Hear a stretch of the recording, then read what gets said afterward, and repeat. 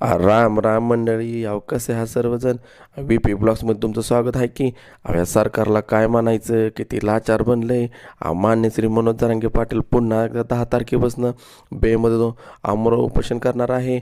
अहो अहो काय ह्या म्हणायचं सरकारला. अहो किती दिवस आहे आमच्या मराठा योद्धांनी उपोषण करायचं, सगळं सोडलं ना. अहो कुणासाठी?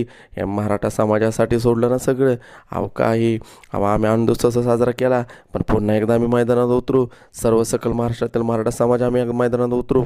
अहो का उतरणार नाही? अहो तुम्ही आमची ताकद तर मुंबईला बघितलीच, मग पुन्हा एकदा आमची ताकद बघा.